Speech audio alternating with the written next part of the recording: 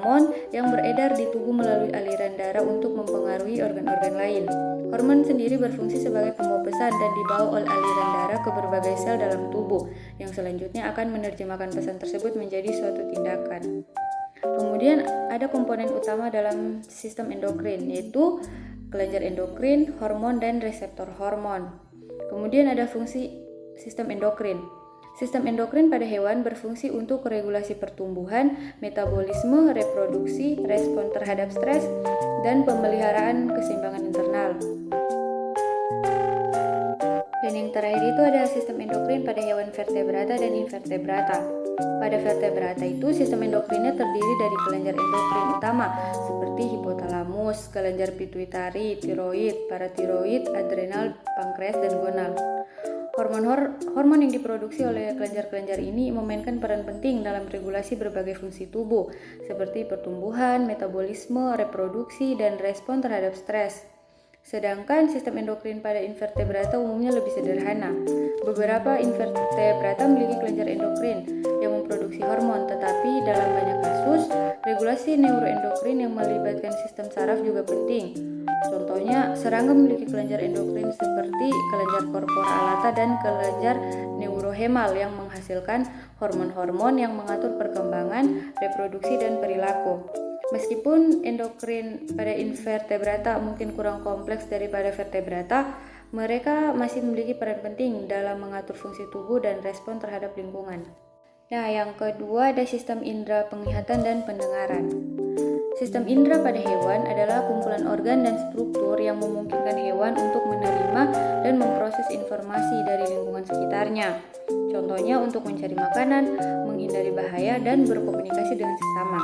Masing-masing spesies hewan memiliki adaptasi khusus pada sistem inderanya yang sesuai dengan kebutuhan dan lingkungan hidupnya. Pertama ada sistem indera penglihatan. Indera penglihatan pada hewan bervariasi secara luas di antara spesies yang berbeda, tergantung kebutuhan ekologis mereka. Mata hewan telah berevolusi untuk berfungsi optimal dalam berbagai lingkungan, mulai dari cahaya terang di siang hari hingga kegelapan total di dasar laut. Beberapa aspek penting tentang indera penglihatan pada hewan yaitu struktur mata, penglihatan warna, adaptasi penglihatan, bidang penglihatan, dan penglihatan khusus. Kemudian ada juga gangguan yang terjadi pada indera penglihatan. Gangguan pada indera penglihatan pada hewan dapat disebabkan oleh berbagai faktor seperti penyakit, cedera, kelainan genetik, atau kondisi lingkungan.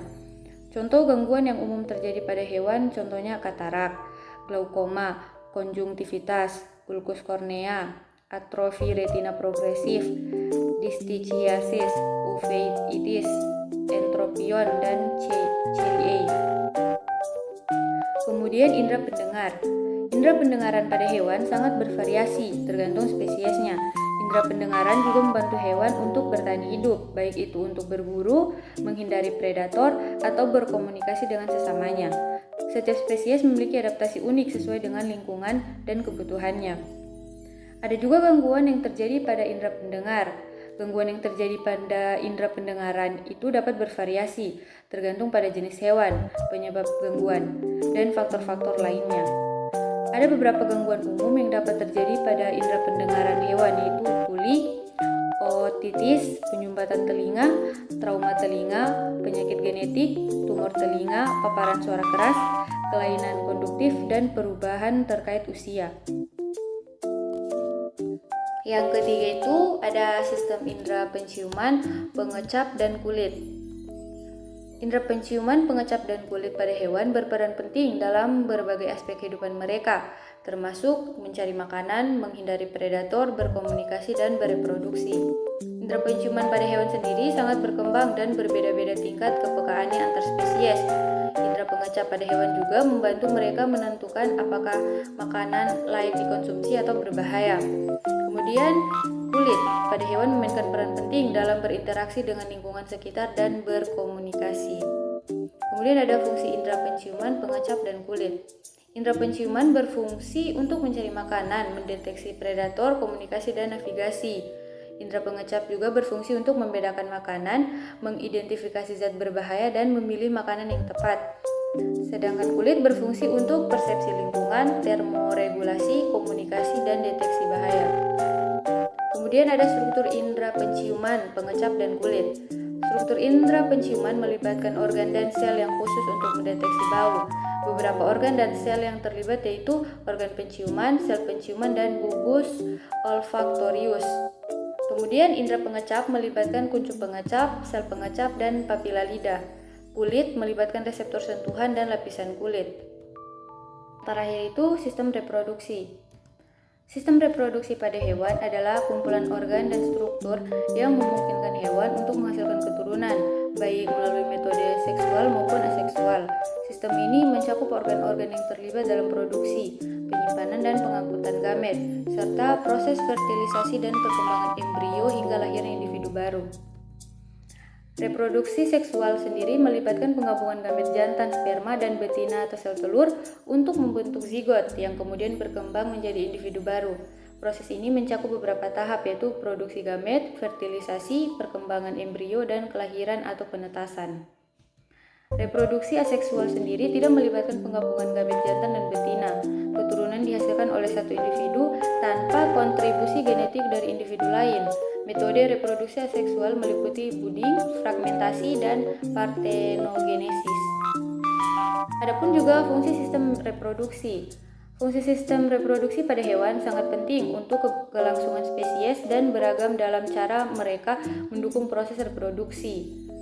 Fungsi utama dari sistem reproduksi pada hewan yaitu produksi gamet, fertilisasi, pengembangan dan perlindungan embrio, kelahiran atau penetasan, pengasuhan keturunan, hormon dan regulasi reproduksi, seleksi pasangan dan perilaku reproduksi, dan variasi genetik dan evolusi.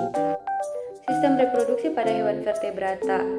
Sistem reproduksi pada hewan vertebrata ini melibatkan organ dan struktur yang memungkinkan hewan untuk menghasilkan keturunan. Sistem reproduksi pada hewan vertebrata sangat bervariasi tergantung pada kelompok spesiesnya. Namun, pada umumnya melibatkan organ-organ khusus yang bertugas menghasilkan gamet, memungkinkan fertilisasi dan mendukung perkembangan serta kelahiran keturunan. Reproduksi seksual adalah metode yang paling umum dengan berbagai adaptasi untuk internal dan eksternal fertilisasi serta pengasuhan keturunan. Ada juga sistem reproduksi pada hewan invertebrata. Sistem reproduksi pada hewan invertebrata sangat bervariasi karena invertebrata mencakup kelompok yang sangat beragam, mulai dari serangga, moluska, krustasea, hingga cnidari.